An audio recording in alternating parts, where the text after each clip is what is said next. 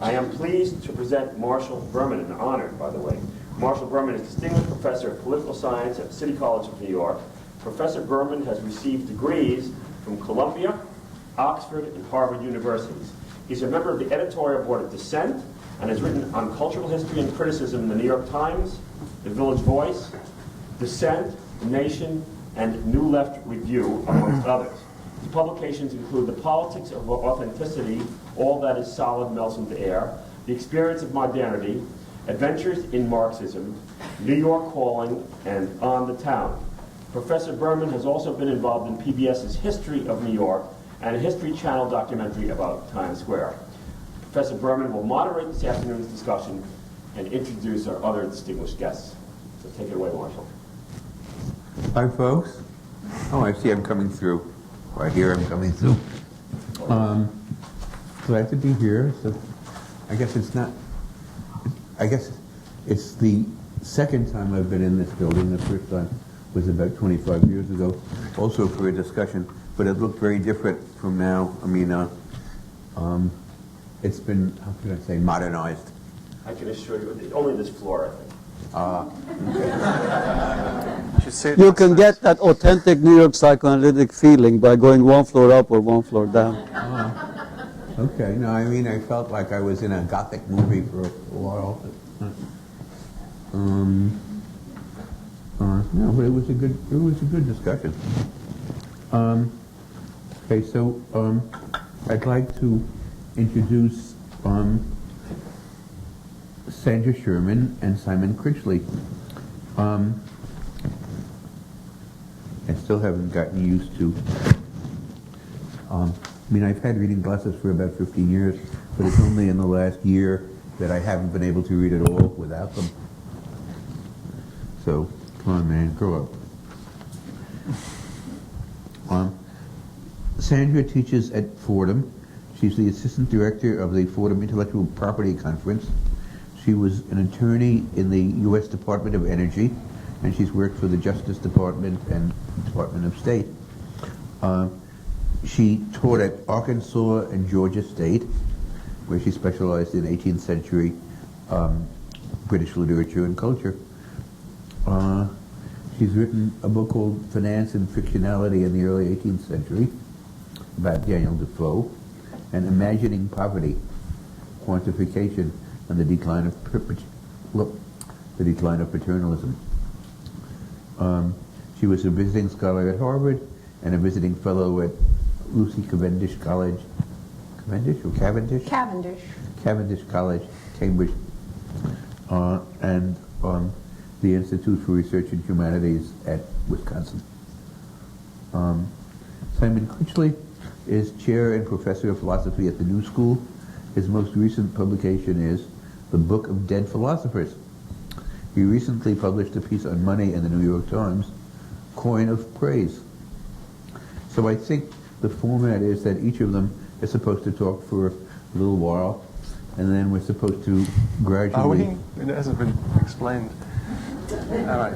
I mean, it hasn't really been explained to me either. But I was trying, but I ran out of words. yeah.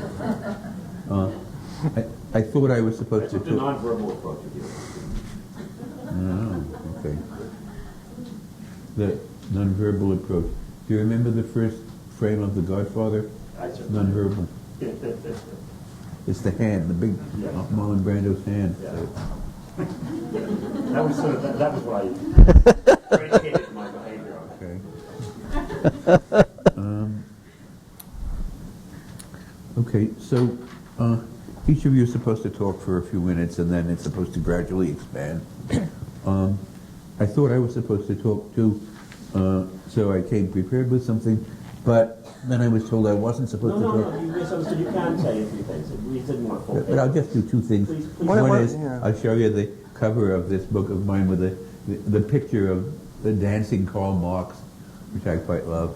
The book's called Adventures in Marxism, verso, and it's out there. You can get it if you're in the mood. The second is I'm just going to read one sentence from the Communist Manifesto, which I thought was a good introduction.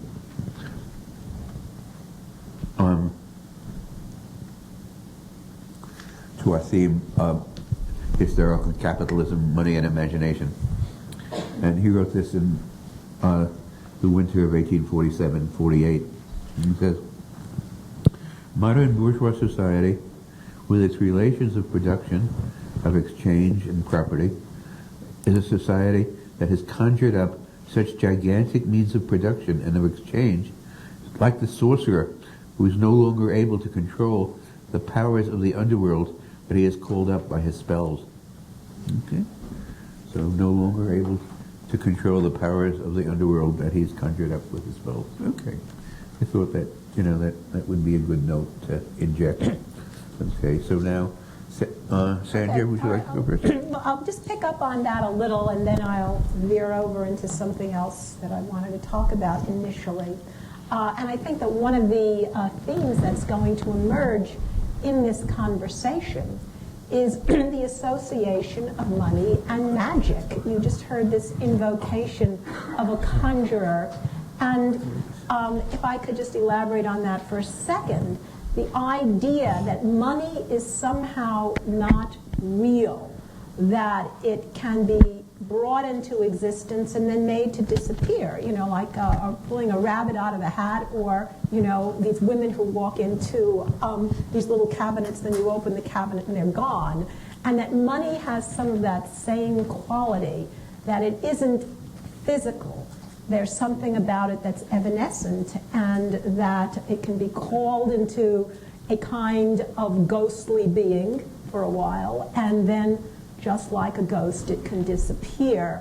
And this is very important because, and this is what I was initially going to say, the idea of money's lack of reality, so to speak, lack of concreteness, lack of verifiability, lack of certainty, and perversely lack of quantifiability, even though you'd think it is quantifiable, it really isn't.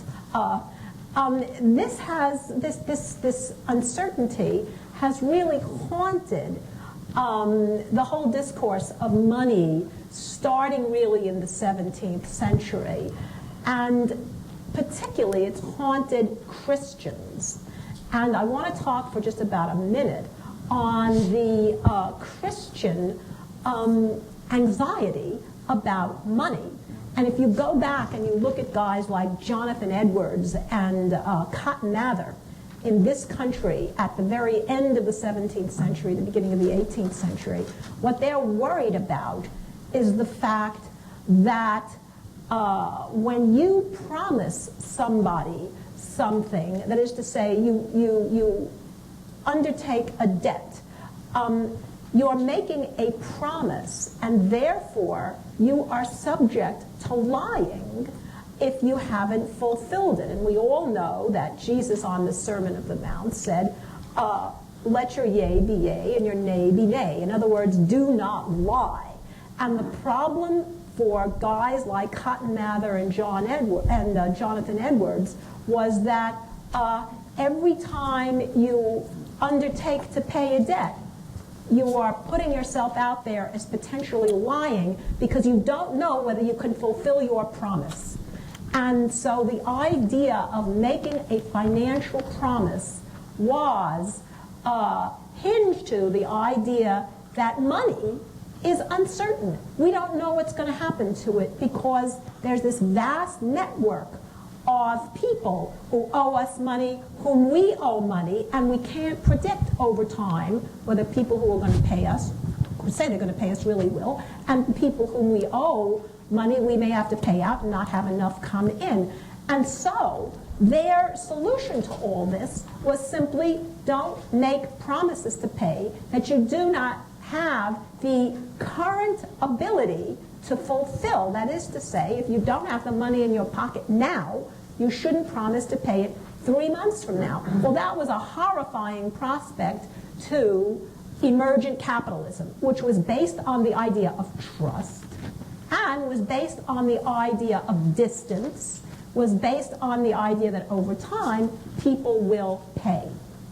And the upshot of all this is that you had a huge fight between the Christians, who in effect were opposed to any of this sort of capitalist development, which hinged on the creation of debt, and these modern guys. And how was it resolved?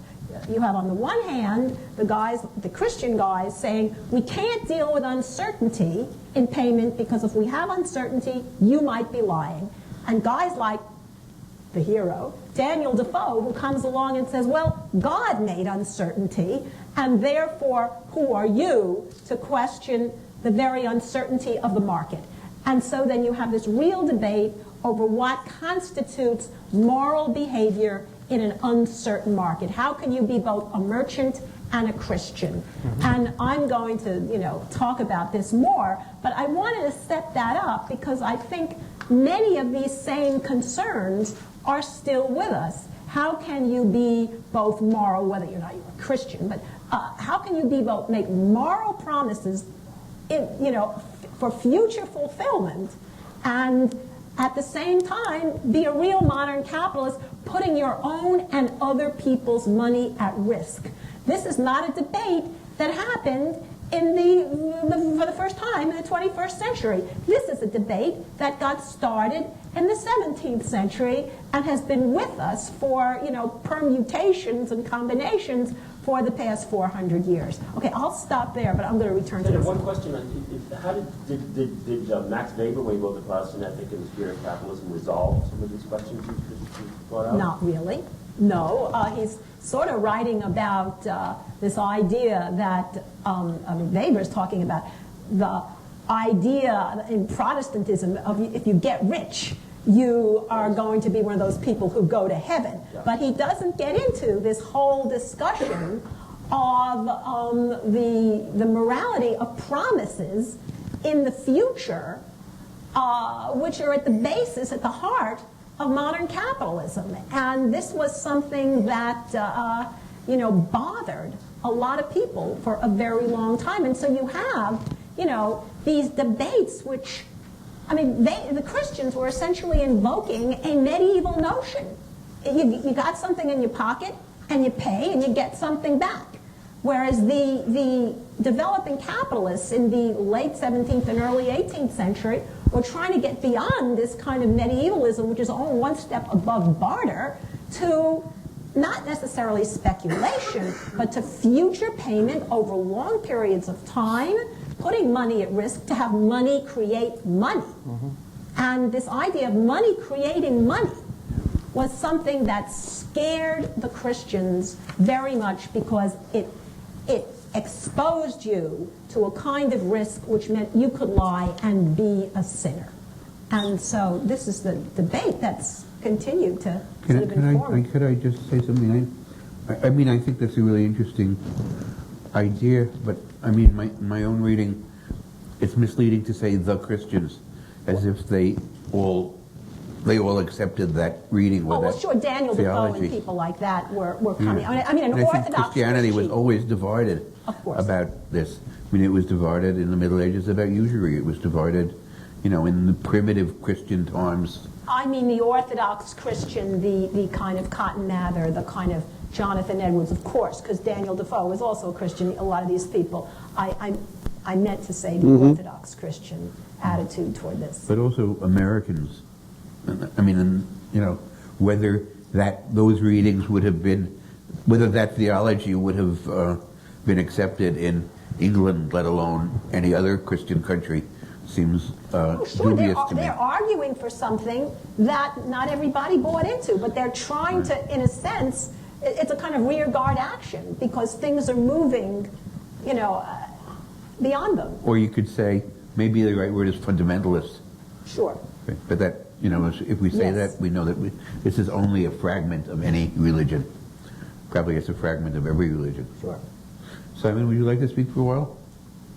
Usury is a problem within Christianity in a very general way. It's not fundamentalist, because obviously fundamentalism is an early 20th century idea. Right? I understand. So I know it's a 20th century word, but I think it... A Californian word, indeed, the fundamentals. I thought it was Kansas. or I something. thought it was the Kansas Catechism. It was a text of the fundamentals. It was developed in Los Angeles, apparently, in the late 19th, early 20th century. That's where we owe the term fundamentalist to. I don't know. Anyway. The money. I don't know. I mean, there is a problem with usury. I mean, my friend Tom and I wrote something for Harper's a little while ago, where we tried to suggest that nothing that's happened in the last year and a half can't be understood, or everything that's happened can be understood in terms of what the logic of the Merchant of Venice. I mean, the problem of the Merchant of Venice, which is the problem there of the relationship between usury and the identification of usury with the figure of Shylock, and Christianity, the figure of Antonio, and the problem of lending money and the rest. And there's an awful lot that could be said about that. In Shakespeare is a really important point of reference, because in Shakespeare you begin to see the problem of the moneying of love, the commodification of love. For example, in The Merchant of Venice, Portia, who's the object of desire, is a commodity. She's there to be bought for the highest price. It's like some reality TV show. It's bizarre. If the suitor gets the right solution to the riddle, and if you look for example at the Shakespeare's sonnets, you see how the language of Shakespeare's sonnets, the language of love becomes the language of money. Could you give us any examples of that? Yes, I could. Unthrifty loveliness, why dost thou spend upon thyself thy beauty's legacy? Nature's bequest gives nothing but doth lend. It's the first sonnet. Spend, Nature's lend. bequest gives nothing but And doth being lend. frank, she lends to those that are free. Then, beauteous niggard, why dost thou abuse thou bounteous largesse given to thee to give? Profitless usurer, why dost thou use so great a sum of sums, yet canst not live? The whole language of the sonnet is the language of money, investment, and what the advice that the voice of the sonnets. What's the conduct that constitutes abuse here? It says do not abuse. What is it? You should. Well, this is one example. I don't get stuck into it too much, but the voice of the sonnets are written by an older male voice to a younger man, advising him not to waste his beauty. He is beautiful. Invest your beauty in the future, get married and have a child, and then you will, as it were, redeem that investment in the future. You shouldn't, as it were, abuse your beauty by spending it all on yourself. You should invest it in a marriage and children. And I'd like to pick up something that Simon said. Also, not just the equation of sex and love, of money and love, but money and sex, because in the 18th century you had this figure of Lady Credit, and Lady Credit was anything but a lady, and she would flounce, or was pictured as flouncing around from country to country, and at some points countries had credit, and at other points they did not. And it was all written in terms of Lady Credit's sex life. She would be faithful for a while, and then all of a sudden she would depart. She would be unfaithful. Was this about geopolitics or about affluence and depression, or I don't? This was about public credit. In other words, when countries were trying to raise money for wars or something like that, or they were trying to raise money to start a national bank or whatever. In other words, the country's public credit would be talked about in magazines and newspapers of the 18th century in terms of this figure, Lady Credit. And women, you'll always find women associated with the idea of money's unreliability, insubstantiality. You never see Mr. Credit. You always see lady credit, who is no lady, because she, is very fickle, and she smiles at you, and she makes you feel comfortable, and then you turn around, and all of a sudden, she's with somebody else. But isn't part of that complex involve generosity and bounty? And the problem is that the generosity is fickle, that you can't count on it. But when it happens, it's a knockout. What it's involved with, I think, is the idea that credit is not so much what you are worth, but how you are perceived. And so you could be worth a ton of money, but because Lady Credit is so fickle, once she departs, it's the idea of reputation. And so this Lady Credit and this idea of reputation, this conflation of a lady with a somewhat scandalous reputation, which is then imputed to you. So you can in fact be worth a lot of money, but once Lady Credit leaves your shores and you've lost your reputation, it doesn't matter. So credit is less about the reality of money and more about how you are perceived. Can I just say something, Rich? Because I will stay with Shakespeare for a while, because everything can be understood in relationship to Shakespeare. When Bassanio and Shylock are in dialogue at the beginning of The Merchant of Venice about whether money should be lent to Antonio, and Antonio is a credit risk because all his ships are at sea. They're scattered across the globe. His argosies with portly sailors scattered to the Indies, and he says, Shylock says to Bassanio, is Antonio a good man? He says, yes, he is a good man. No, you misunderstand me. I mean, he says, no. By a good man, I mean, is he sufficient? I.e., does he have adequate credit? So the judgment that's made there is the judgment on is the confusion of a credit rating and a moral judgment. Or the equation of, it's our interpretation to say this is a confusion, right? It's the two things are identified. To come back to our friend, the fifth Marx brother, Carlo Marx, it's Marx says in a fascinating text from 1844, credit is the economic judgment on the morality of man. Credit is the economic judgment on the morality of man. So in a sense, and that's precisely what Shylock means. So in a sense, and what we've seen now is like the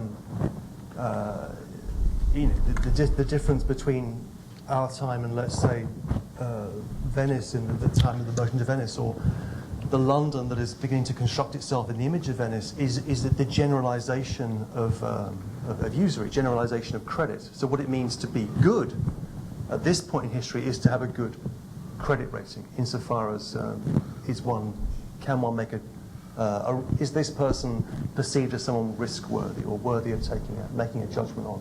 And one of the ideas that we try to develop is that morality for us has become an issue of credit, essentially, in our age. And also, I think that, the idea of personal credit and the idea of public credit have kind of come together, and so that now we even talk about the federal government in these sort of moral terms. Do they have the right to put us into debt the way they are doing and obligate future generations like this? And when Daniel Defoe wrote about public credit and he wrote about private credit, and when he wrote about public credit, unlike when he wrote about private credit, he wrote about the government having the country in chains, being tied down. It was as if you were in prison. He used all these prison metaphors because what he's really talking about is whether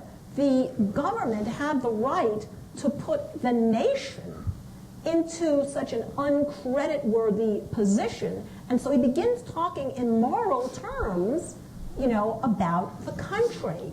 And I think Defoe was the great theorist of public and private credit and how these things were alike, how these things were not alike. And he imputed to the government all these questions of morality, and then ultimately it's the government, very, very interesting, that precipitates the South Sea bubble, the great Could you explain what that was? I will. The great, where everybody in England, I mean, massive numbers of people, 1722, where everybody lost fortunes of money, but it was the government that precipitated this. Why? Because the government thought it could offload a lot of its debt onto the South Sea Company, which would then make fortunes in the New World and then pay off all this debt because it had bought all this stock from the government. Well, it offloaded all of its debt, cleared the government books, but then the South Sea Company didn't make the money, and so consequently all the people who had bought the obligations of the South Sea Company lost fortunes of money. So Lady Credit didn't come through like she was supposed to. Lady Credit didn't come close through. to legs. And so here you have, this situation where the government is absolutely responsible because it was imprudent and looking after only itself to being immoral. And moreover, the South Sea Company then acted like an individual in the sense that it kept two sets of books. And for a long time, it had the public set, and so it was able to tell everybody, oh, everything's fine, everything's fine. So the stock kept running up and running up. But then there was the private set of books, which ultimately, when everything collapsed, were exposed, and then all these directors of the company ran off to Switzerland. And sounds familiar, doesn't it? Exactly, that's my point. That's my point. Is what we're seeing in the Lehman Brothers situation, where Fold is kind of singled out a matter of a moral judgment of character, by Bernanke and Paulson, or is that simply the fact that Lehman Brothers had so much, bad real estate investments? Well, I don't know that much about the Lehman situation, but I would venture to say that what he did was sort of what the English government did back then, in the sense that he allowed things, because things were going up and because everything was looking just fine, he allowed things to go along and managed to nurture within himself a sense of denial, that things that go up forever, or go up seemingly forever, will continue to go what up. I mean is there a moral judgment? They single out one company, they let it fail. Yeah, why Lehman? Why Lehman over AIG over Bear I think Stearns because over. it was like one of the earliest. I mean, I think it was as simple as that. Days apart, but Yeah, it was one of the earliest. And then when it really fell, they realized, oh my God, probably we shouldn't have let that happen. But then we can't let any of this other stuff, happen too. But Defoe had this word called air money, which was that all this credit was just air. It would go up and up and up, and then all of a sudden, it's a bubble and it just bursts. It's a Ponzi scheme. Yes, exactly. And so what happened in the 18th century, it seems to me, bears studying, because all these same questions about morality and how, public and private worthiness are interrelated with each other. And it's this, that nobody is not at fault. Everybody is contributing in some way, and it's all involved in a moral situation. Simon, could you explain Ponzi scheme? Just sort of. I'm not sure I could, actually. It's a pyramid buying scheme, right? I mean, I'm not, there are people in this room better qualified to discuss that than me. But I mean, the figure of Bernie Madoff, who in a sense haunts this whole environment, is interesting. He sat right there. What He sat right when there. and on what? He spoke on the future of the stock market. When was that? 2007. Is that videotape on YouTube? Yeah. On YouTube, it was on 60 Minutes, It was on. He actually made quite a bit of money on it. It was on CNN. I saw it on CNN in Paris. Yeah. It was. So what did he say? He said everything was going to be fine. He said there were, one of the great things he said is there were all kinds of controls and nothing could ever happen. But the SEC was supervising everything. No one could ever pull off any kind of bogus situation. The kind you allude to in the bubble, where there are two sets of books. What Yes. went up could never come down. And another thing I'd like to talk about just briefly is, we're talking about credit here, but it's not as if there aren't sort of counterweights that society tries to create in order to control credit. And the question is, do these counterweights, which supposedly represent truthfulness, ever really work? And the great counterweight is accounting. Accounting is supposed to represent the other side of credit. That's where you know where you really are. And we've invented double entry bookkeeping, which supposedly is a kind of foolproof way of telling where you really are. And so obviously there are these counterweights, but people then figure out how to fool the accounting mechanisms. And so you have to have accounting mechanisms for the accounting mechanisms. And so what happens is, and this again is, I keep coming back to Defoe because he discussed all of this, 300 years ago. He talks about how you even have to investigate the accountants, because the accountants are in it too. And so it's not just the guys who are, it's not just the morality of the guys who are in there making the deals and, getting us all involved, but then the guys who are supposedly watching them also have to be investigated. And the theory of accounting is very interesting because it's all books. You never have to go into your counting house and count the money. Accounting is all text. And what Defoe pointed out, which nobody, if you go back, I read all the accounting books in the 18th century. Nobody, well, because I wrote about this, so I know how to do that. But it's interesting that nobody except Defoe goes in and says, well, you have to go to your counting house and actually see what's in there. He was the only one. The others said... Do you know from when comes the expression, he sold him a bill of goods? Well, a bill of goods is like this old, I don't know, it's an old... But it's connected to what you're talking about here, right? Sold him the text. Yes. And left out the substance. So it would be interesting to know in what context that developed. That is true. I'm sure you could Google it or something. I don't know. But well, I wanted to ask something about, because it seems to me that in the discussion, the issue of morality got two kinds of different approaches. One is when you talked about in Shakespeare and you said economic morality, what was that? Credit is the economic judgment on the morality of man. Right. Quote from Marx. Okay, so in that definition, if you took it that way, what happened at Lehman still would be a moral issue. It wouldn't be a denial. Because you would have to say, if you took morality to mean anything that a person does that has an economic impact, not seeing is just as bad. yes, sure. So I think, but nowadays we make that distinction. We say, well, he didn't recognize what was happening, rather than he's just as responsible because he should have recognized what was happening. And in this country, what happened with the economic is that a lot of people, including at the Fed and so on, did not recognize what was happening, though the information that was later used to explain was available earlier.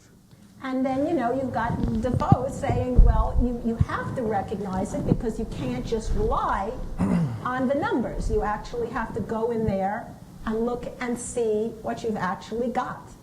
And What auditors do? supposedly, yes. Yeah, that is what auditors do. But they didn't have auditors at the 18th century. Oh, I bet they did. Can I just say something about Lady Credit? Because it's interesting. I mean, it means you go back to, Shakespeare and Marx was a great admirer of Shakespeare. There were these two about money. Marx, in one passage, quotes Shakespeare talking about money as the visible God. Right? The visible God that sold us close impossibilities and makes them kiss, Shakespeare like. Namely, there's nothing that money can't put together. Yes. And this is the Marxian thought, that capitalism is a system of commodities where anything can be put with anything with the bond of money. Right? So on the one hand, money is this divine force which can put anything together with anything else. Close impossibilities, on the one hand. On the other hand, same place, time of Athens. Money is the common whore of mankind. Lady Credit, the common whore of mankind.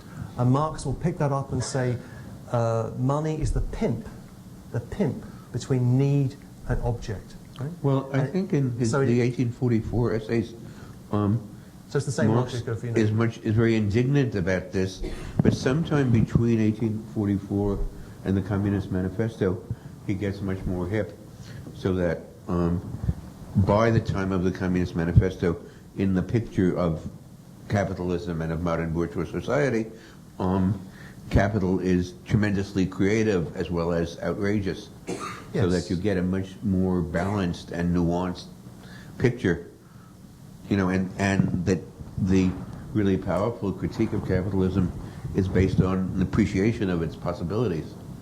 And that's different from the 1844 view, which is much more medieval, in a way, saying certain things are, you mustn't, it's like, it's outrageous, you mustn't fuck that person.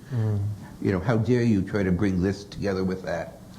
And, But although, we don't know, Marx's political theory was never developed because he never wrote the theory of the state and the rest, but what do you think, because in the early work, a communist society would be a society without money, right?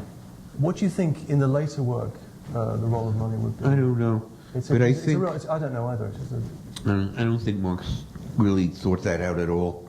But except that, at least for me, the crucial image is communism is supposed to be a society where, this comes at the end of part 1 of the Communist Manifesto, the free development of each person is the basis of the free development of all. So it seems to me that that image of free development has, means that communism is even more inclusive than capitalism. It includes even more human possibilities. Okay, and so that the indictment of capitalism is not that it allows too much but too little. Right? So it's hard to imagine valuing that and then prohibiting money. Right. Or indeed anything. That's the problem of, in Marx. Can I introduce a sort of another dimension which is germane to Marx, but it's something that I've been thinking about for a while, is that the relationship between philosophy and money, and the history of philosophy and money is really interesting. And this begins with Aristotle.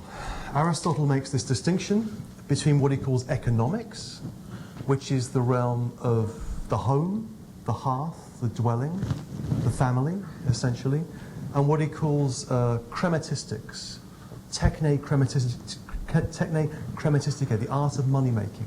And for Aristotle, there is just a disjunction between economics, which is about the regulation of the home, which he thinks is based on an exchange of goods, right? I give you a goat, you give me, whatever, some eggs or something. And when money enters into the picture, then that's the corruption of any just economic ordering of society. So for Aristotle, there's this idea that a just society would have to be a society without money. And then you can basically look at the last few thousand years on that question, and philosophers divide between whether money is a good thing or a bad thing. For the most part, Aristotle, Rousseau, Marx, early Marx, Hegel too, money is a principle of corruption. Right? And once money is allowed into the home and the hearth, real exchange of goods becomes exchange mediated through money, and the worst is going to happen. But there's also what we might think of as a monetary tradition in philosophy. There are philosophers like, Locke would be the best example. Philosophers think that money, as it were, is a way of accruing value and has within it a certain possibility of justice. And this is something which is given too little. But this distinction between economics and crematistics is really interesting. Well, I agree with you that is in Aristotle's Politics, I think, Book 3, that he does make that distinction. But I don't think he draws the conclusion that you drew, that therefore, money is bad. I think what he thinks is that money is justified to fulfill concrete needs, And when the bad stuff is where making money becomes a need in itself. Right. And actually Marx, says that in Capital One, right? Yeah. I mean, so the really, the loose cannon, the dangerous possibilities are the people who want to make money not in order to satisfy needs that they actually have, but in order to make more money, in order to make more, I agree with that. Well, look at the rise of the novel in the late 18th century. The rise of the novel really, in many ways, if you look at Jane Austen, for example, she's trying to get it both ways because trying to what? Get it both ways. She's really talking about sex and money. That's what she's writing about. Mm-hmm. But flesh that out for us, okay? Yeah, I'm about to. But nobody's working. Nobody's hard at work, and it's as if you've got this. I mean, this was the era of the poor laws, when you have all these people who are working for pence. I mean, nothing. Where there are bread riots. And then there's Jane Austen, and it's all about sex and getting rich and marrying for money, but nobody's working. And she's creating an economy, so to speak, in these households, like in Pride and Prejudice, where you have all these daughters, and they're all getting married, and the father sits there in his library, and he's reading books, and the mother sits there, and she talks, about getting her daughters married. And nobody's really working. And what's hanging over this household is the fact that they may be disinherited, that there's something that could happen, and they're thrown out of the house, and this other guy gets the house. It happens. That's right. And oh my God. But it's like, that's their version of economy. And I think one of the reasons that Jane Austen now is so popular is it's because it gives us a way of thinking about our two favorite subjects, sex and money, without having to really get into all the stuff that we think about all day long that we don't like to think about, which is making money. It's our job, And so Jane Austen figures out very early how to get to the real issues that obsess us without having to bring along all the other stuff that's distracting, like, making a living. And so this is why those Jane Austen novels were, blockbusters then, and they still are. There's another side issue here that I think you're skirting around, the invention of currency. The TLS had a piece, which I quoted here before, about 2 or 3 years ago, and I forget what it was about. I mean, the book that was being reviewed, or the writer of the essay, but it was about the fact that it equated, it's sort of along the lines you're talking about, it equated the rise of romanticism with the creation of actual paper currency, where you have the kind of divorce between the gold florin, for instance, and the representation of money. And so obviously the inflationary possibilities become but it does go back to Marxian things too, the alienation of man from labor. You create a system where you have invented a transcendental world of monetary exchange, kind of, yes, which is very it's like your theme here. It's very imaginative. Yes, and you see and then Jane Austen also, in a way, it's still back in feudalism. It's all about land. And that's the source of money. And there are these people who are working the land, but they're outside the story. You never get to really think about them or see them. And I once wrote a book on the where did the poor go in 18th century novels. If you read 18th century novels, you never see the poor. They're not there. Where are the poor in 18th century novels? Well, they're in all the other tracts about how Britain is got all these food riots, and all these cookbooks were coming out to teach the poor how to make bread out of carrots and things like that. And so the poor everywhere in the 18th century, except in the novels, and that's an area that's been somehow cordoned off, where it's all about sex and money. But it's a different kind of money. Nobody's working. It's this old. Maybe they're derivative. They were called credit debt swap. Some pretty poor people. Fair number could be off stage. In Fielding, there's a fair number of poor people in. Pardon me? In the Fielding novels about London? Oh, they're around, but Moll you don't have Flanders? novels about poor people. Moll Flanders is yeah, she's poor, but she's not working in a workhouse. Moll Flanders gets to be a prostitute. Moll Flanders marries. I mean, Moll Flanders, if you count the word gentlewoman in Moll Flanders, in the first 20 pages of Moll Flanders, the word gentlewoman is used about 25 times. Moll Flanders... And what is that supposed to mean? What I would take it to mean is that Moll Flanders is not about real poverty. Moll Flanders is a trickster, like the guy who created her, Daniel Defoe. She's out to make it. She is like Lady Credit. She can morph. She can change her personality. She can change her appearances. She puts on disguises. I mean, Moll Flanders is the biggest fraud, except for some of the other characters that he created, you know.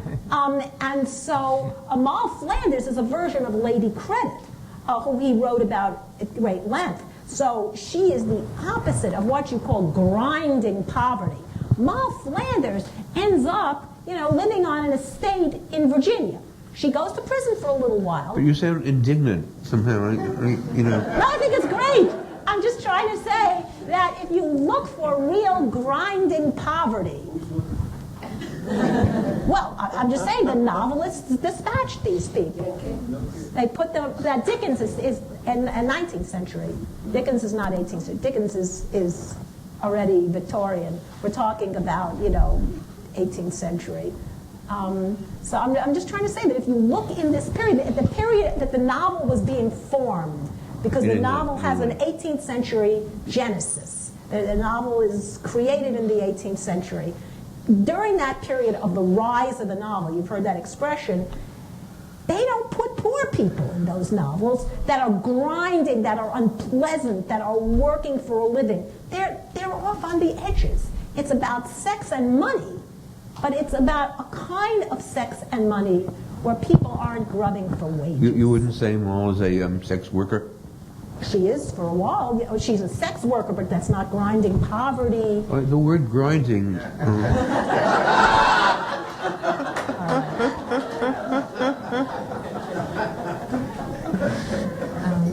I'm not getting into porn here. Well, I'm beginning not to see where we are going here. Well, I think one place is saying in the, at least until fairly recently, if that, because not many people are talking about fairly recently, most people were really poor and had very few possibilities in life to get out of the grind. And I think that and in Defoe, say, and many other people, there are plenty of interludes of poverty, but they have, these forms of literature have a kind of mythological significance in that the people, I mean, they're like some Dick Whittington, thrice Lord Mayor of London. They're like the fairy tale characters, you know, who start poor Jack and the Beanstalk, you know, and then rise magnificently. So it would be wrong to say poverty is missing, but it's like poverty is transient and can be aufgehoben, when in reality, for most people, it couldn't, right? I mean, that's the meaning of grinding for you, or at least one of the meanings. So it's so that it was like they could accept poverty, but it was connected to myths of mobility, which are very questionable, and yet, you know, which are very pervasive in a great many cultures. You know, and you could say, you know, I mean, there's What's questionable about it?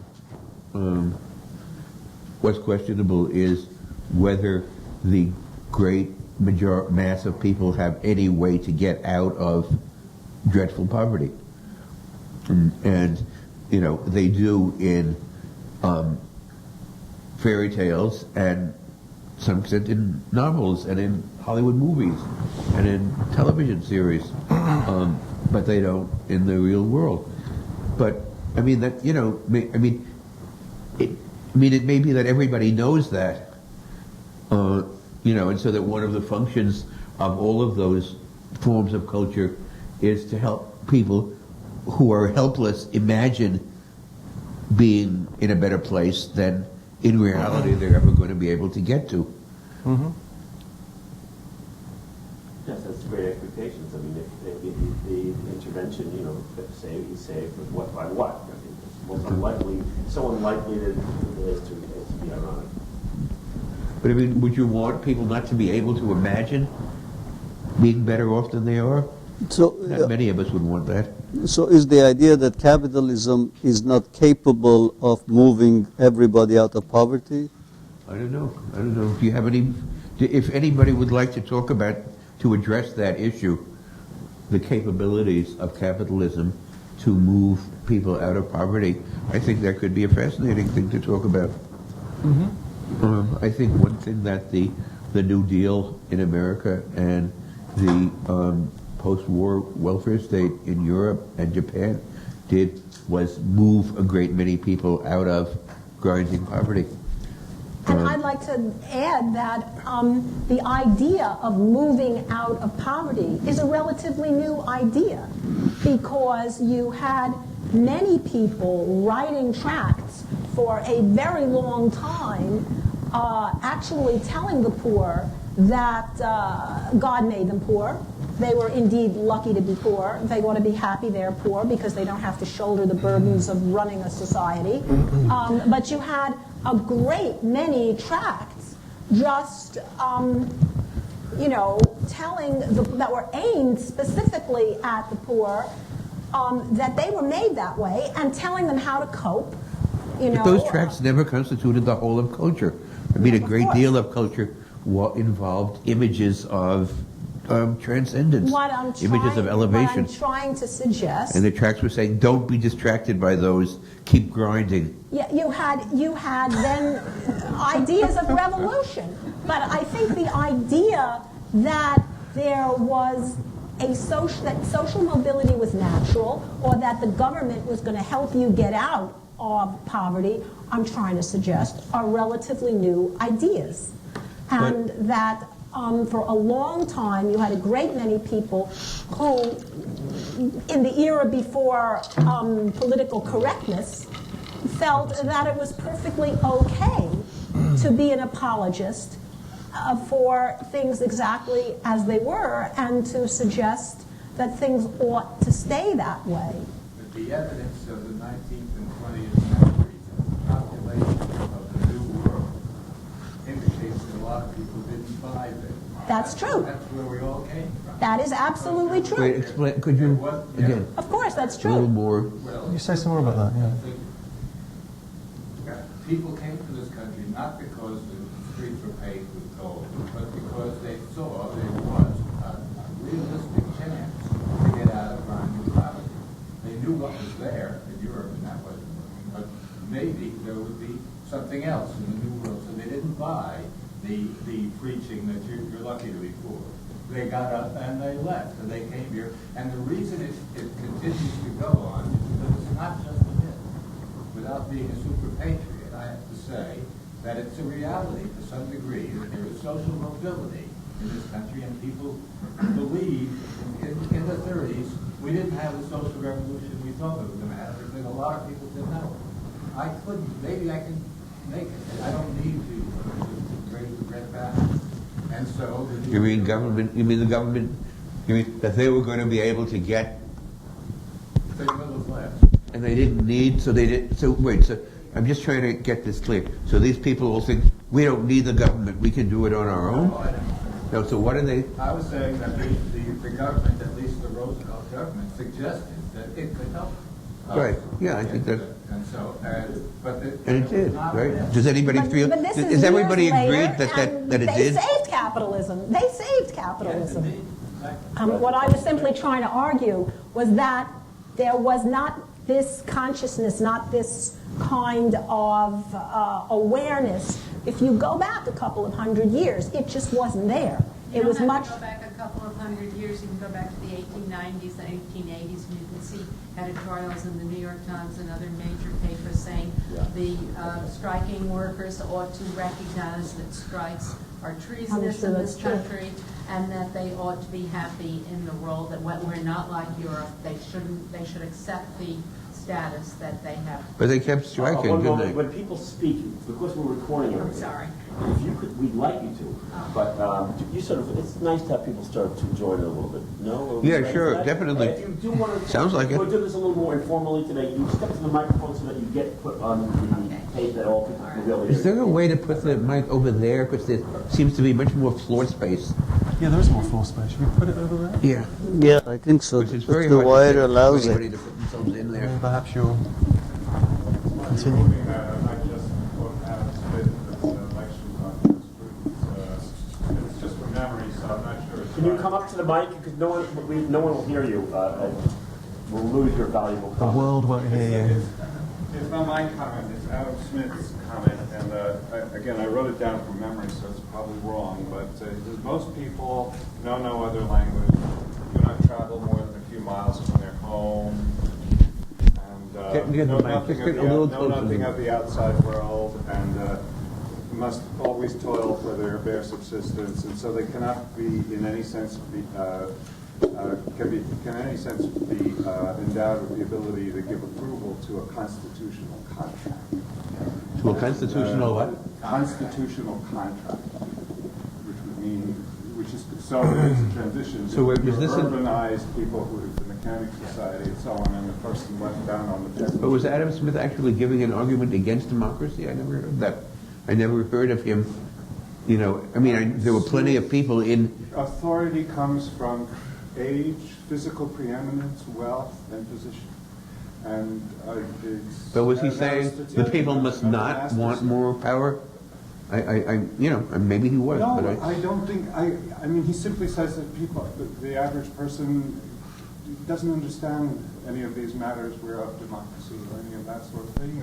They're stuck in their native situation. I mean, the only reason I really brought this up, because I could have let it go, was because it's funny to think about Adam Smith's does not travel far from his native land, knows no other language in the sense of Afghanistan. With everybody spread well, out. well, wait. Could you? Okay, you have to flesh it out. Explain to us the relationship between the quotation from Smith and Afghani reality. The point is, in most classical societies, people live, it's kind of like in a band society where they have to toil within a village, they do a little bit of division of labor amongst each other, they share, they have endowments with their relatives and so on and so forth. None of this loans this credit or anything like that. So there is this distinction between ordinary, or... But what about Afghanistan? Well, in Afghanistan, you have this very small, isolated village society where precisely the same relationships, the village head, persons, And people don't get around? people, well, no, everybody gets around. I mean, people are always traveling and so on. We're just talking about the basic vox populi. Because one thing about Smith is he was writing at a time before there was much in the way of mass media. And in Afghanistan now, I mean, there's quite a lot. I mean, I think there are a lot of people in very small and unheated huts that have TV and computers and... I think you're quite right. So, But there's at least... what is that? But that's like... Yes, because there's some... because it connects them with a larger world, which in the Smith quote, they aren't and they can't be. Most people, I don't know if he's really saying that he says much about potential, but it is true. But I don't think, I mean, we've had this argument with the Middle East all along. American and so on broadcasts into the Middle East and blowing right by with Baywatch and so on. These people look and say, my God. But there's no connection. I just don't see. In other words, the lady credit to us is, a brass statuette to them. And this, it's really the moral sympathies, our moral sympathies are aroused by Mal Flanders. I don't know that their moral sympathies really encompass it. It's hard to know. I mean, I wonder what would have to happen for us to be able to know such a thing. Well, no, because they have their own world. I mean, ours is not the only world. They make a promising credit to deliver their crop, and in return, so it's not as if they're disconnected. It's just that they're not connected like us. Okay. Yes, go right up there. In fact, everybody, please insert yourselves. The gentleman here mentioned the evil of money, Shakespeare and other writers, and I just want to mention... Which is biblical, of course. It goes right back to the Bible. What did you say, Simon? It's biblical and it goes back to the Shakespeare's picking up on. Yes, but what tradition. I want to mention is that in the Revolutionary War, wars and different seeing Marxists and other revolution, they always mention the money is the evil. The money itself is the evil. And you mentioned something about that.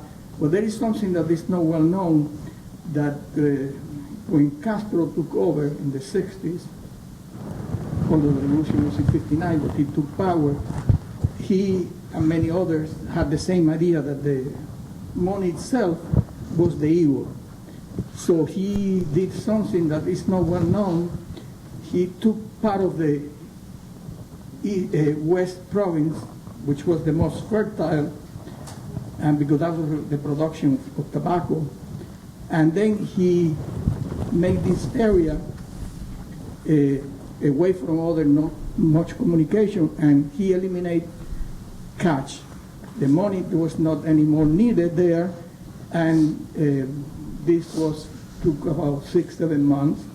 And then what happened was that people that were working will go to the restaurant for free, you go to the movies, you could go to a supermarket and take all the products that you needed, was free.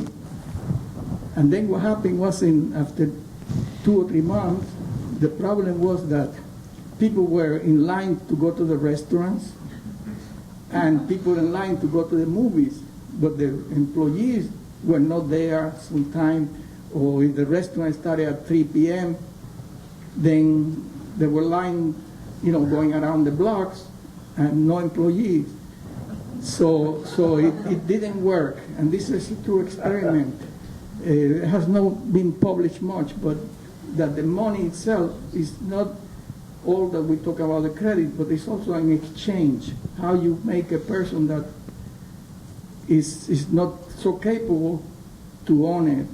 But in theory, communism was very beautiful because it's from those according to their ability to those according to their need. That's the most beautiful thing. But somehow didn't work there, and I think that hasn't worked. During the French Revolution, in the beginning, they put some tables in the street and people fed, ate there, but the food was The time when that was done most was 1793, 94, and it was stopped after the fall of Robespierre. So it wasn't, it was nothing like that in 1789. Yeah. Well, the idea was to, for Castro was giving a try, and did it in just one. But the idea was that the state would do a lot more for people. Well, the idea doesn't work with the men itself are not perfect. So in democracy, you well, there's the the thought. That would be yes. For you, that's the key. The argument always goes communism doesn't work because people are inherently selfish or wicked, which goes back to some idea of original sin. Yeah. Well, Political reactionaries normally believe that human beings are wicked, and political progressives normally believe that human beings are good or perfectible. And things break down really around that issue. If you believe human beings are essentially defective, then in a sense, no, then you limit imperfect. The term. Like we limit the term of the president to 2 terms. The mayor also supposed to be limited, but he changed the law a little bit. In Mexico, it's 1 term. But I mean, is that principle that man is not good is more true, and that's why you have to limit them, the power. But They need going order. away from the money. I'm sorry. No, it's the revolution idea. Okay. One of the justifications of inequality is that human beings are essentially wicked and selfish. Well, We find that argument all over the place. Well, after this, maybe you could flesh that out some more. Just try and. You know. Yeah, what is your characters that many of them back? Well, I don't know. It's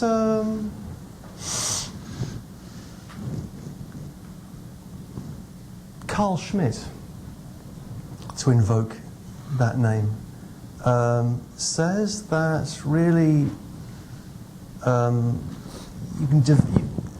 most conceptions of politics derive from conceptions of human nature. They rely on ideas of human nature. Whether you think human beings are essentially good or perfectible or wicked.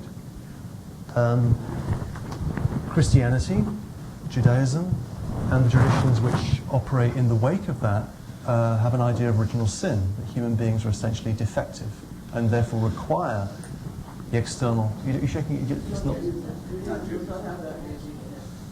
That humans are imperfect or are... Sorry, well, there is the fall. There is the fall. I mean, it's... Okay. Afterward, come and talk and... Okay, because it's hard with some people mic'd and some not. But... Sure. Okay. You know, remember this and, you know, tell us what you think a little later. Mm-hmm.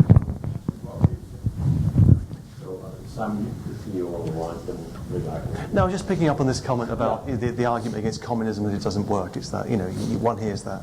And experiments with cash-free societies don't work because human beings are greedy, self-interested. Ultimately, all these projects will fail. Therefore, the grotesque inequality that we live in and we live with and has been exaggerated over the last decades is okay. And I find that an erroneous argument. I think experiments are a wonderful thing. There are all sorts of experiments which are possible. Cash-free societies, people doing amazing things out in the countryside, in small communities, gift economies, whatever they might be. And then there are also examples, you know, as Marshall was saying, you know, there are examples of societies that have used capitalism in a very direct way and combined it with relative egalitarianism. Say Scandinavian social democracy, Sweden as an industrial capitalist power that used, but has a level of inequality which is much less than here. So, you know, there's a lot more we can say. It's a big question. I was going to say something about money, though. Can I say, I want to get this out, because I sort of, it's what was in my mind when I was on whichever train I was on. I told you. Yeah, right. I mean, but for me, we talk about money and imagination. I just want to say this, and then we can, I don't really, but for me, money is linked to the imagination in a very direct way. I mean, the core of money is trust and promise. You were saying this. You know, I promise to pay the bearer on demand the sum of £1 in gold we trust on the US dollar bill. So money is about an idea of trust and promise, which is underwritten by an idea of sovereign authority. Right? So there was this coin that was developed by Henry VII in 1489, the sovereign, which still exists. So money requires an act of sovereign guarantee. Sovereign guarantee. I'll put it back. I'm normally good with microphones. This is not. Sovereign guarantee. And that was traditionally let's say the role of the monarch, or the role, and that's become the role of say the Fed here, the European Central Bank or whatever. So that the essential feature of money is trust and promise underwritten by sovereign guarantee. And what makes that sovereign guarantee a guarantee is an act of belief, an act of faith. So this is what I wanted to say, is that there is a theological core to money. Money is about belief, and it's about believing that money is good, that the Fed has cred, or in Fed we trust, that book that came out. So that the state recently will protect us. Yeah. But I think also... And when that faith... and that faith is, I want to say, is our real theological faith. That's what really binds us together as human beings, our faith that money is good. And when that faith breaks down, there's a crisis of faith, which is like a crisis of belief. And this is what happened last year. There was suddenly all that was solid melted into melted into air. Another thing about money is that money is always imaginary, whether it's gold or paper or, the invisible stuff that goes along the vectors of the electronic financial networks. I mean, gold is just yellow metal, paper is just paper. So money requires an act of faith. That's the core structure. And so capitalism is not materialism, as it normal critique of capitalism is that capitalism is materialism, it just reduces human beings to commodities or whatever. That's not untrue, but it doesn't really get at the deeper picture. Capitalism is about a belief system, and essentially a belief system which turns on the imaginary belief in money. Yes, it is about a belief system. I buy everything you said. It's also, however, about a belief system that's embedded in a society. And there are pressures on individuals to make promises because they want to maintain a certain standard of living. They feel compelled in one reason or another. They're pushed by their creditors to say they will pay in a certain number of days. They're afraid of losing their business if they don't. So it's all about belief, but it's not about belief in the abstract. It's also embedded in all these kinds of social matrices that make us make promises on occasion or encourage us to have belief on occasion. And so there are certain distortions that come into it. So it's never just pure belief or pure promise.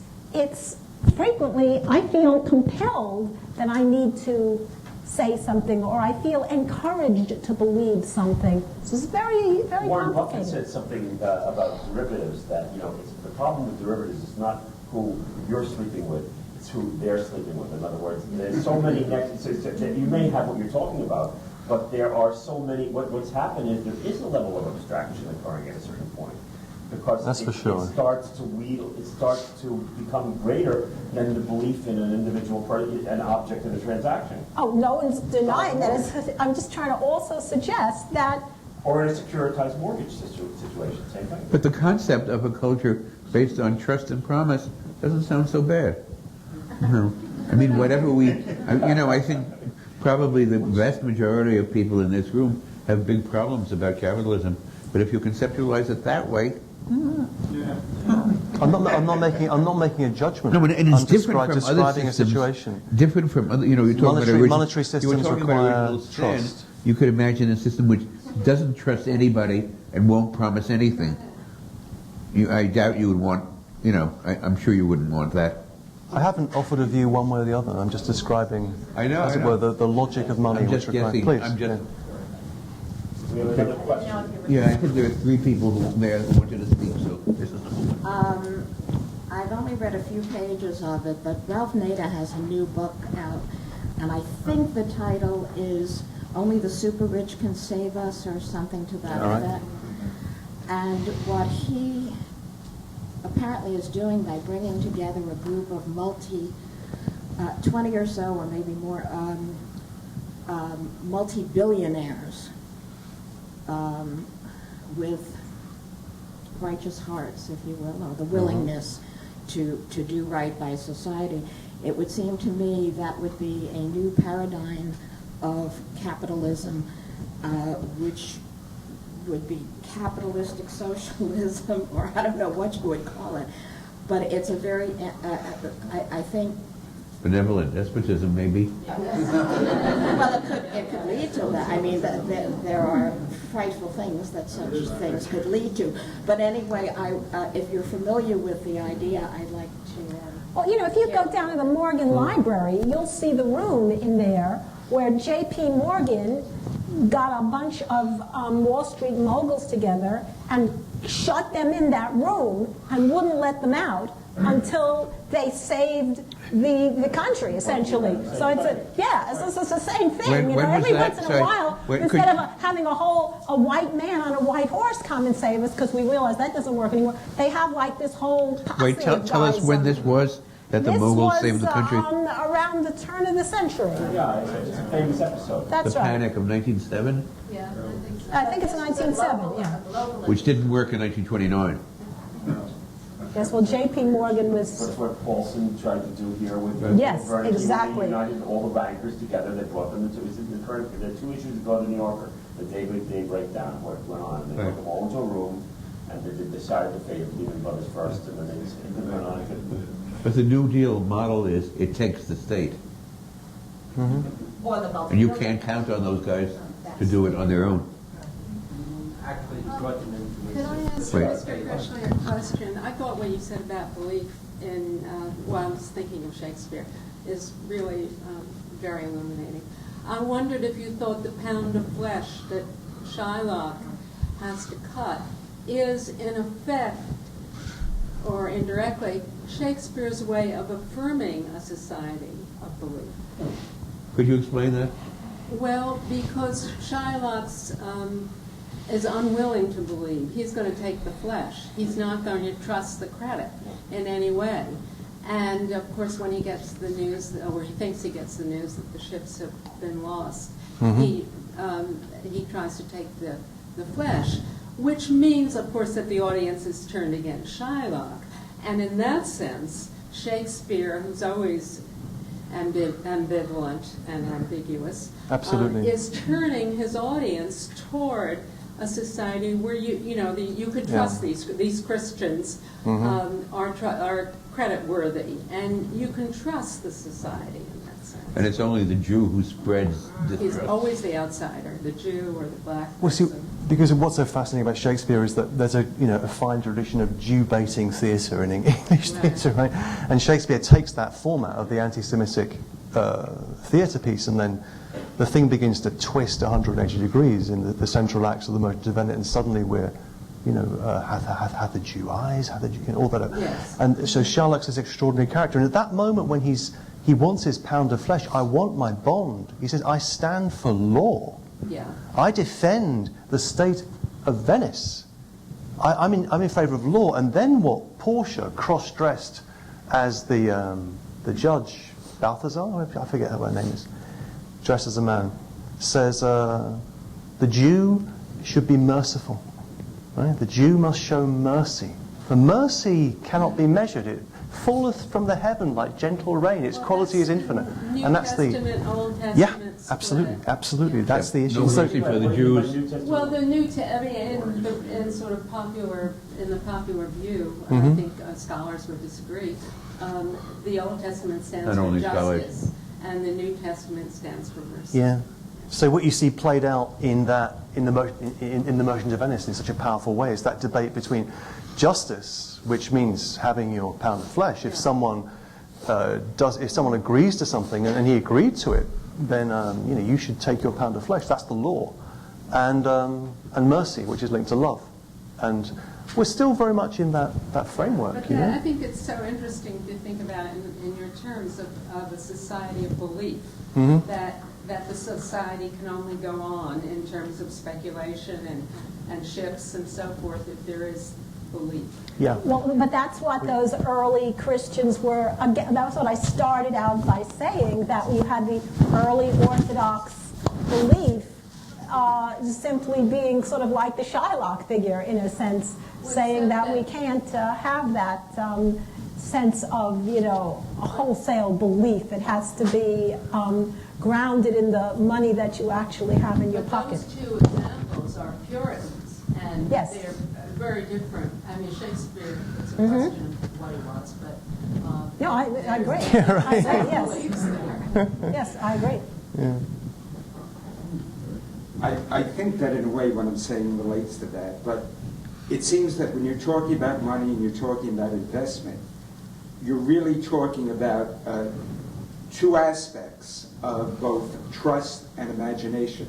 The first one has to do with the obligations of people one to the other. If someone says that they're going to, you make a loan, I'm going to pay you back, that is something which on the one hand has a moral aspect to it, and yes, will the person have the wherewithal to pay it back. But perhaps the driving force in capitalism is the belief in the possibility of the increase in value. When we invest in a stock, there are two aspects to that. One, at some point when we want to go to sell that stock, will somebody hand us the money, the value that it represents? But the other aspect of it is, will that stock increase in value as we hope and imagine? And that is just fraught with both uncertainty, and obviously there are a lot of moral aspects to that too, because you've got the quality of information you're given, of the companies really telling the truth about their results. But what I'm saying, what I'm really saying is that in a way the discussion up to this point has been more oriented to that first part, which is the relations between people, and less to this uncertainty that is just totally fills the whole idea of investing and trying to make money. This is an interesting point of view. Ed, from a psychoanalytic point of view, is that thing he's talking about pleasure, really? I mean, is that really what we're talking about some investment, some promise of the future, motivated by some kind of human urge for something else? And is it pleasure that's what I don't know if it's psychoanalytic, but everything has a psychological, everything is psychological in a way, because there are humans doing it. So whatever your fantasy about is and what you're going to do with it and how you're going to do it plays a role. And I was gonna say earlier that in much of the discussion, in a way, the psychology was left out. Well, could you? No, I can't say any more about it. But the uncertainty is what makes belief possible. I mean, they're related. Uncertainty is what makes belief possible. I have trouble speaking, but you're not accounting for greed. And greed. For what? Greed. And greed is the center of capitalism. Explain what greed is. Well, greed is a profound desire for accumulation of wealth. Greed is also a very basic issue in human psychology, in psychoanalysis, in pleasure. Greed is part of that. And when you're getting into talking about capitalism and greed, morality is a different issue. So I just throw that in. You talked about money as being a ghost. This is where does this go? I mean, has it gone to some place that it just dies? And it's no longer there? Right. Or, and you know, and the government can just obviously keep printing money, and if the government can print all the money that it wants, then what's the problem? Why can't we have a free, take what you want? Because they can just keep printing money. Thank you. You need a good economist to answer that question. I'll give it to anybody in the room. Where is it gone? Well, it's gone. It wasn't there in the first place. In a sense, That's exactly right. It wasn't. That's the thing. It's entirely. It was. It exists. It's an idea. It's an abstraction in which we believed, and insofar as one believed in it, it was. What more value could accrue to it, but yeah. And the money in U.S. real estate, they say a house is worth twice as much as it's worth, and then the bank puts it on its books, but the money was never there, and that's why we're failing now. Sure.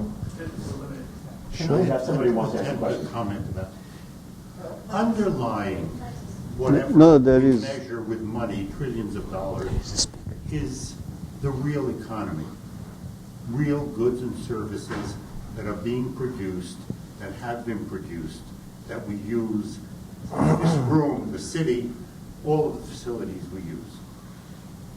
When we talk about losing money, maybe it's the Treasury losing money from having invested in a brokerage house.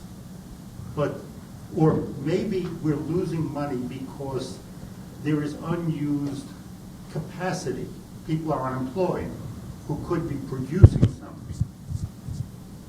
But money, it's an abstract concept. The wealth of our country lies in all the vast resources that exist here. And in Did fact, at one I point, think yeah. that has something to do with bringing people over here. Vast resources, land, timber, just for the picking. But not anymore. No, Less so. yes. I mean, the frontier, that was the idea of the frontier sort of existed in the 19th century, but then it was famously declared, closed. And I don't think people come here anymore for, the idea they're going to prospect for gold and somehow, strike it rich. It's just that... They came for jobs, they came for industry. Yeah, they came for that then, and now people are going back, actually. To where, really? Yeah, going back to Mexico, going back to figures So on Nicaragua. the U.S. is mobility are losing population to There's less Latin social America? mobility in the U.S. than Gee, I in hadn't Western heard that European statistic. I wonder, I'd love to hear where I'd like to hear where you document that.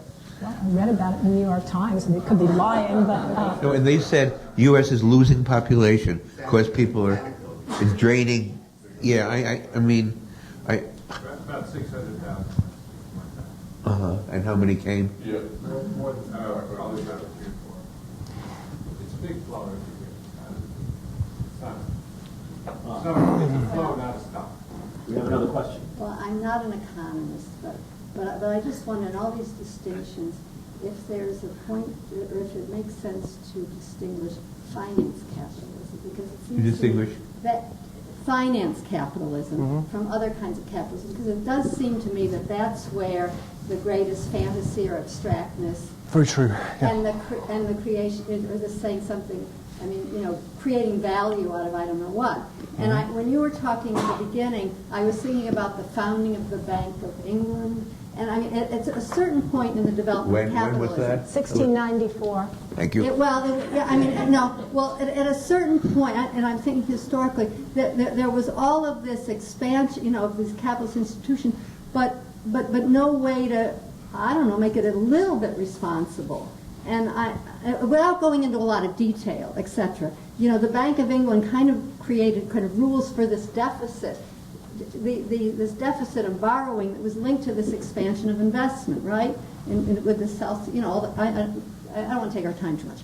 But now it just seems that we've gone to this point where the finance capitalists just have no sense of any kind of responsibility vis-a-vis the real economy or the goods and services. States can't control them usually. And I'm wondering about that. I mean, you always could say the government could, but will there become a point where, and there are problems about us borrowing because now the Chinese are loaning and they're going to. I don't know. It just seems that the utter lack of responsibility or the kind of having some accountability for meanings of value. I don't, and value and trust and all of that. There's a real.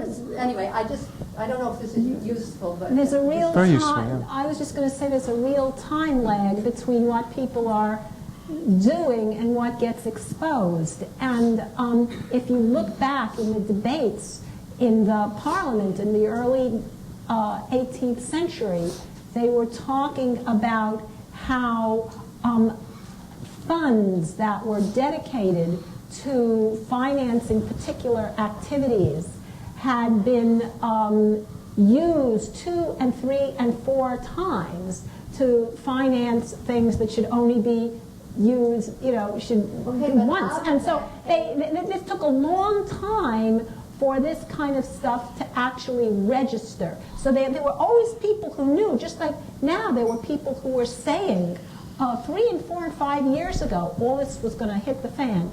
And then it hits the fan. And so there's always this time lag. And there are always people, you can go back into the Parliament and see how there were guys, they knew all of But this. it's also about our imagination and our sense of morality. And what about what we do about this falseness of value? Can I just say, because take on this, it's an important point because it goes back to the point the gentleman was making about, the real economy and there are real lives and people's lives have been devastated by unemployment, by the effects of what's happened in the last year, losing health insurance and all the rest. That's real, right? That's absolutely real. But it's an effect of this imaginary stuff that's happening down on Wall Street. So there isn't like we can't just separate reality from imagination here, right? In particular, in relation to things like healthcare and the rest. It's the reality of ordinary people's lives are detrimentally affected by the imaginary goings-on in finance capitalism. It's still happening now. AIG stock is trading very heavily right now. Even though the company has a huge amount of unresolved debt, because of the fact that the government is caught in a particular position. This is going to happen with the mortgage situation also. That securitization of mortgages will be the only way out of resolving some of the problems. As I say, selling packages of mortgages. The very thing that brought the whole thing down will be the fact that we're trapped in the objects of creation, of economic creation, that take on a life of their own. Yes. And they dominate us. Well, there's an actual measure in stock markets of how much a stock is selling relative to what a company is worth. Yes. And so that's right. So it's built in to, you could have a stock selling for 25 times, Absolutely. its value, but that's built in. No, that's imagination. Interestingly, Microsoft trades at a relatively low time its earnings and value. And Are you? bubble traded at far more than it was worth. Yeah. Infinitely. But I'd like to make a comment about capitalism that has been discussed here. I believe that you cannot have capitalism without proper regulation. And what happened recently in this country is that the regulatory authorities and the regulations themselves didn't work. They stopped doing their job. The markets were deregulated by the government. Before Congress, he was shocked. Shocked. It brings up Claude Rains that regulation, that an unregulated market didn't regulate itself. The thing is that in the United States had very good regulatory controls, as I understand it. Yes, in the New Deal. And there was a deregulation of the market through in the government 80s. action. Yeah, which led to the situation that unfolded last year. The financial tools that were developed ran ahead of regulation, and we had an administration, starting with Clinton, that downplayed regulation during the financial markets, and it only became worse under Bush. I thought Reagan downplayed it. He did, but he didn't destroy the SEC. And the effectiveness of the SEC, for example, was ruined during the past.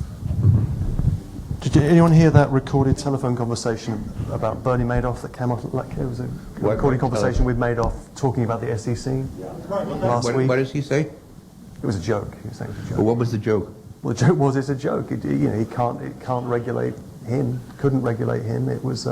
Right. This was because of the glass. The New Deal created a fairly good apparatus to regulate banking. Mm-hmm. One of the things that happened was all kinds of other financial institutions developed, starting in the 60s, I think, that went around those laws, like hedge funds and S&Ls. And, Madoff was one of those, right? Starting in the 80s, a lot of the banking regulations were destroyed. Mm-hmm. When was the Glass-Steagall Act repealed? That was the Basic Bank Regulation Act. That was, I think, during Clinton. So in the 90s, okay. But that's not what happened with Madoff. The SEC did not do its job. The regulations were there, the regulatory authority was there, and they didn't do the job. Was there an apparatus for regulating hedge funds and S&Ls and stuff like that? Absolutely. It wasn't hedge funds. It was a matter, he was lying. Oh, okay. He said he produced statements, financial statements, that he sent out to his clients, and they were totally false. I see. He was doing what Sandra was describing as keeping two sets of books. Yeah. Well, he wasn't keeping any books. You don't think so? He had only one set of books. The phony set.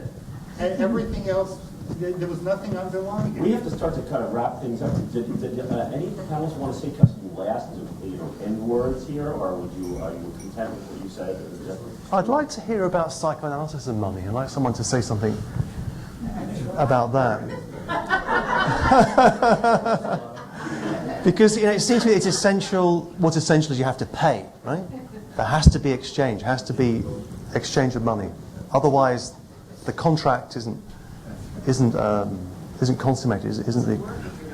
That's right. So what's going on there? What's going on in that logic of exchange between psychoanalysis and trust? I'm just curious about this question because money seems to be. Wrote a brilliant essay, Anal Erotism, Character and Anal Erotism, about the kind of capitalist who wants to hold on to the money, like the miser, and the particular psychoanalysis of that. Has anyone developed this about the capitalist who wants to make money by letting it go, by invest, Well, the other side, one side of anal erotism is holding it. The other side of it is letting it go. But has anyone developed letting it go the way Freud developed holding it? Freud himself developed holding it and letting it go. The Wolfman holds it, doesn't he? The Wolfman. Well, it's the Ratman. Oh, the Ratman. Sorry, the Ratman. Yeah. But I haven't given thought to this matter to be able to say anything intelligent about money. But the Ratman develops. So on. But I can tell you a couple of things. One, kids don't have a sense of money until a certain age. So the whole notion of its imaginary status and what it can buy doesn't come to them till they are 6 or 7 years old. Prior to that, they don't. They want things, but they don't have a sense of what the exchange means. So imagination and the capacity for imagination is important in ideas about money. I don't know. The lady here mentioned greed. I don't know much psychoanalysis can say about greed. Little kids. It's rather acquisitive pleasure from taking in and holding on. But that's normal. What I'm trying to say is, I don't know. I mean, every child, if he's playing with his toy and his brother or sister comes to take the toy, is going to be upset and want to hold it. That's normal. And he's also going to want to get, if his brother or sister gets a new toy, he's going to go grab it also. So that's normal. So what you mean by psychology is the truth of human nature, as it were? Well, I think it's probably written in our genes that we want to take things. That's a lovely. But I think there's imagination. I don't think capitalism develops from that, but from something else, in which crematistically you make money in order to make money, rather than to fulfill concrete needs. Well, then it becomes. That's what's run away with. Well, it becomes associated to all sorts of things. I mean, I can't say anything intelligent about it because I think the subject is very, very complicated and involves a lot of what psychology and psychoanalysis can say about human development.